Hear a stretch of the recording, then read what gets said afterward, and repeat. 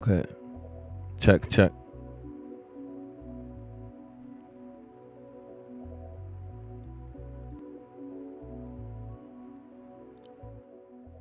Check, check. What about now?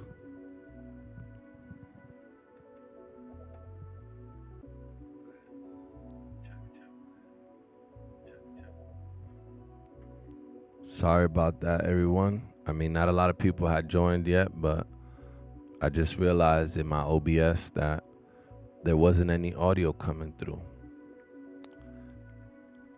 Sorry about that. Check, check.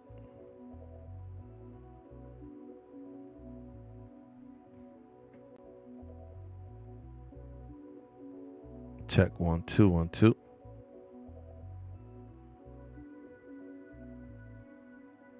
Yes, yes. All right. Check 1 2. Some technical difficulties as we set this up.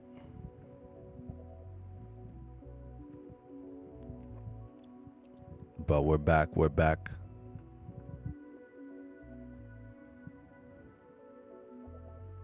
Feel free to write in the chat if you guys don't hear anything, Be like, yo, no audio. Yo, no video. My bad, everybody.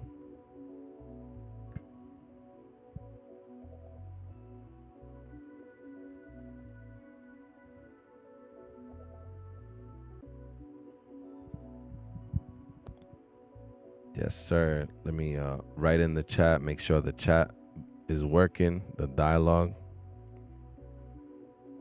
We got some silent viewers right now, which is totally fine.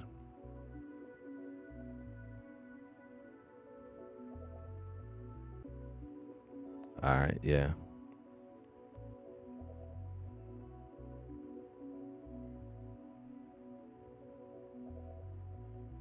Let me make sure I also put the chat to show me all messages.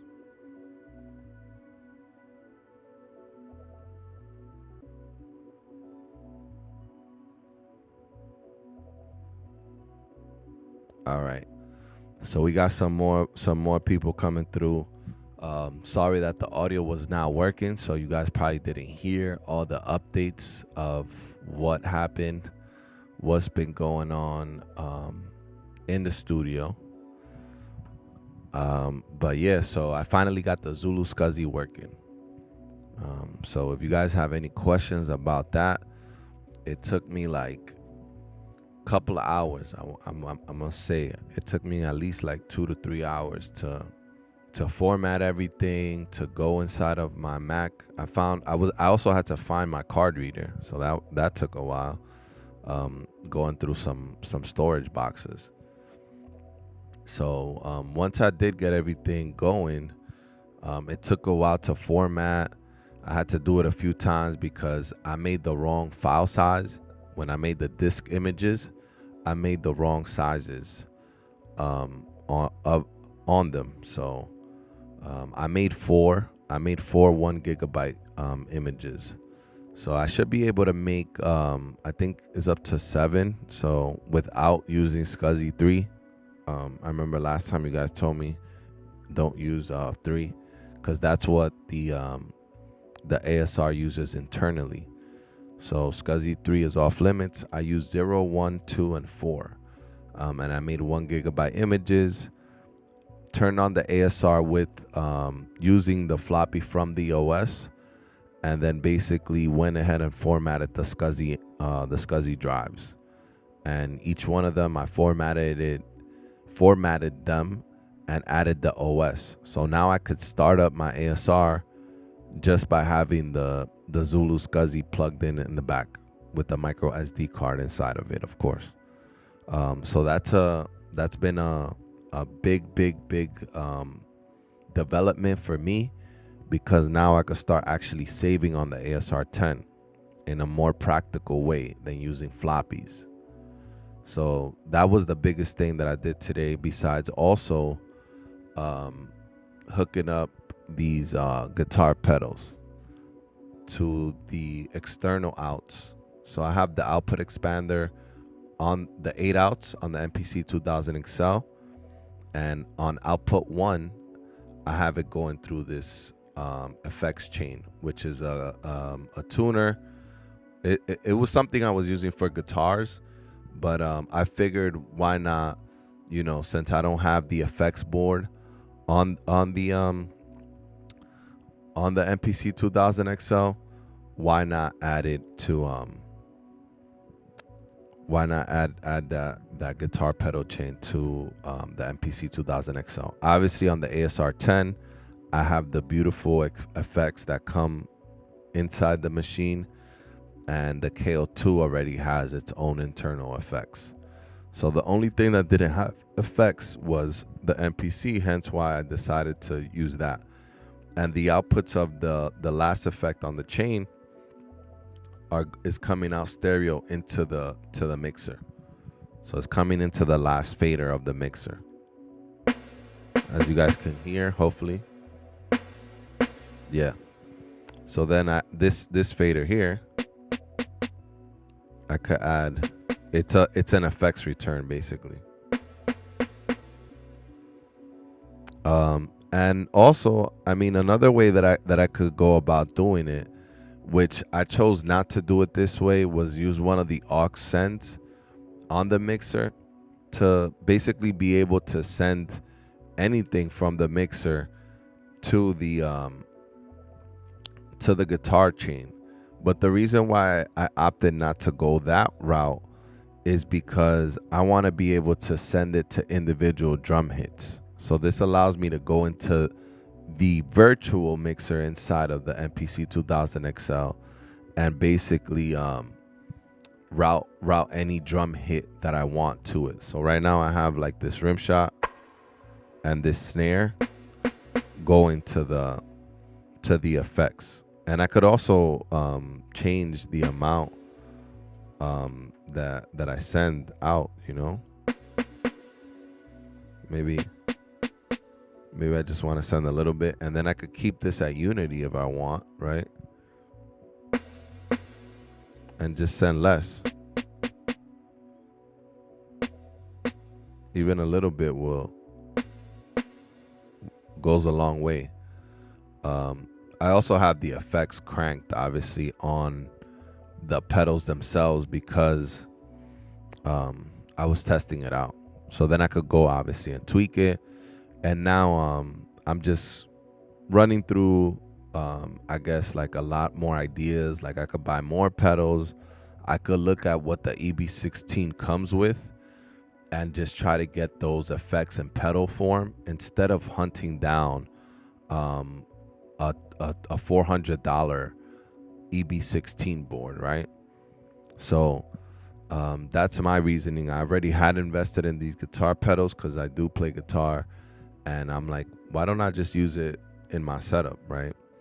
I'm also trying to see if I purchase a turntable and a DJ mixer soon in order to sample from vinyl on the channel. And then if you guys notice, the different viewing angle is because I changed out a lens. So a couple of new things, you know, just giving it a new spin. Let me know if you guys have any questions, if you guys have any comments about the new setup.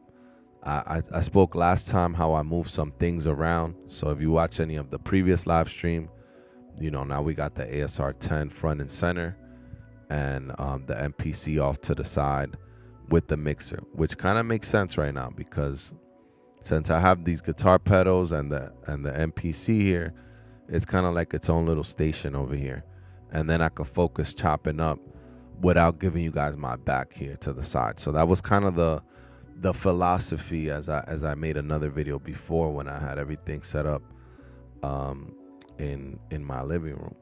I talked about why I set up my studio a certain way, and hopefully it gives you guys some ideas for your own setup.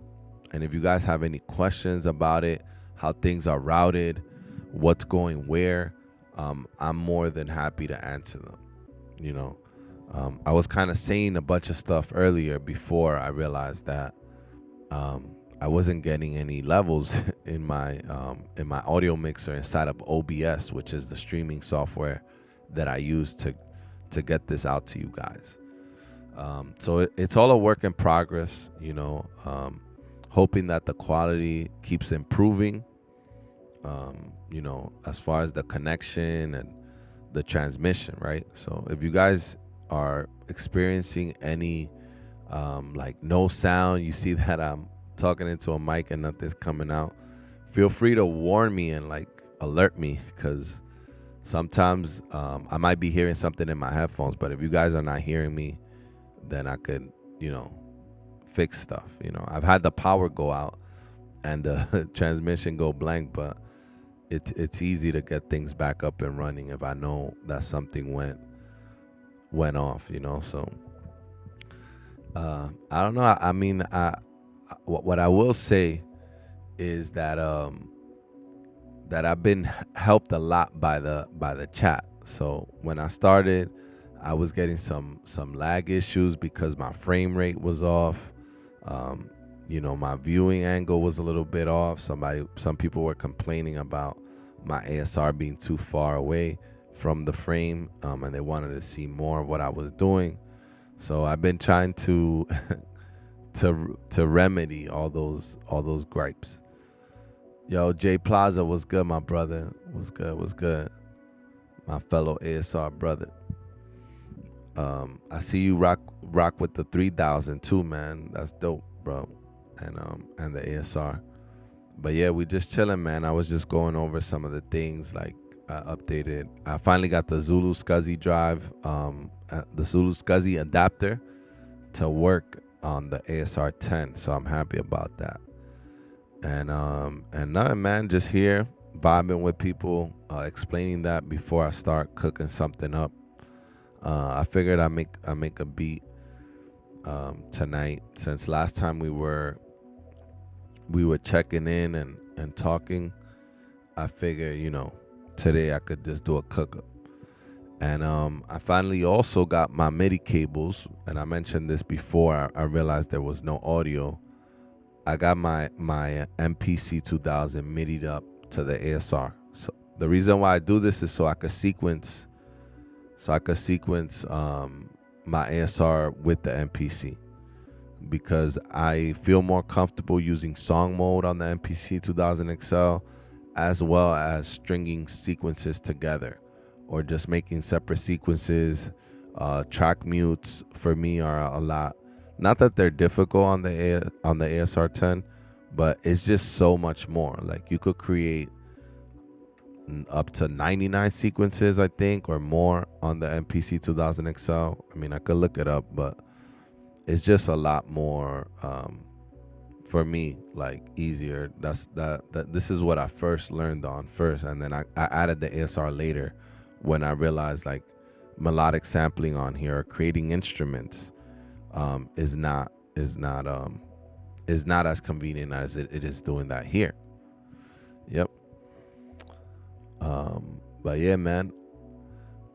Okay, fire. I like using zip still. Yeah, man. I was looking before, when I was using floppy, I was looking at trying to get an iOmega zip thing, but I figured that was also gonna not lead me to where I wanted to, because, like, yo, what up, Nino? What up?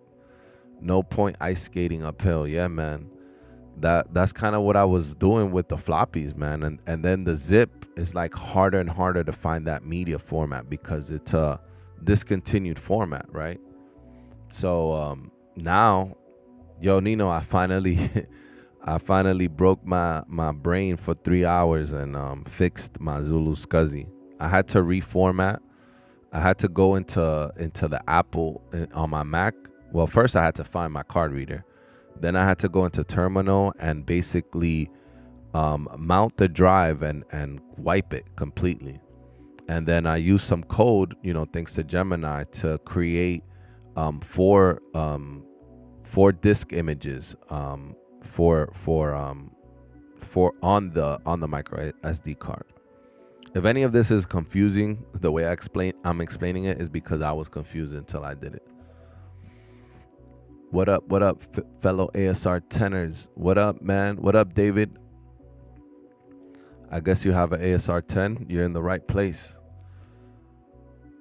Yeah, the ASR sequencer, it is skating uphill as well. That's why I was dying to find my MIDI cables to finally get everything playing together.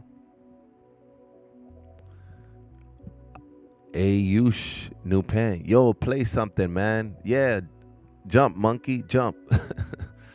Yeah, man, don't worry, man. If you stick around long enough, I will play something. But that yo play something, man, is crazy, bro. Like, I found the clip of the Jake bass, by the way. It's not a stock disc unless you mean something else. It's a bass note he sampled, then used for like 10 years. Okay. Yeah, it sounded like that because when he plays it, it sounds very natural. But yeah, shout out to the guy, man. Yo, play something.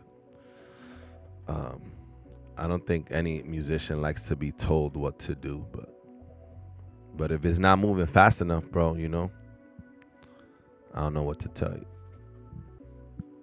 But yeah, bro, that bass sounds epic, man. I wonder where he got it. It's kind of like, no disrespect, my brother, but yeah, I plan on cooking up tonight. I was like, a lot of the people that come in here, we were kind of like following up on what's been going on, and I do like to update, you know, the community and the people that come through here. Welcome, by the way, man. I didn't mean no disrespect either on my response, but yeah, last time it was a check-in when I didn't cook. So if you see that it says check-in, that means that we're just talking, which sometimes we do that here. But today I've been inspired once I got everything connected. If you use any vintage hardware, you know that getting things talking to each other the way you want them to is part of the first struggle. And then you could get to cooking. But yeah, I have everything set up the way I wanted it to finally, and we will play stuff. Like, you know, there's drums here.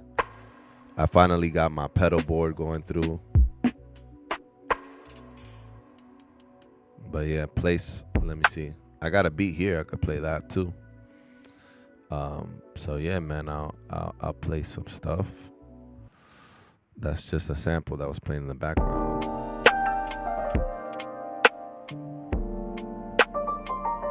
That was done on the KO too. I think I was playing this beat last time.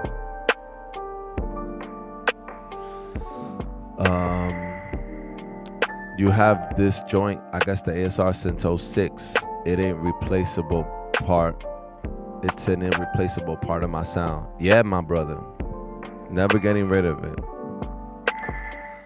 That's how a lot of us feel about the ASR. But I've gone through a lot with mine already. I had like 3 keys that were broken, so I've opened up my ASR. There's an off-color key here that was bothering me, but now it's just part of me knowing which one is my ASR, because this E key is like wider than all the other ones because it's a replacement. And I finally got the Zulu Scuzzy.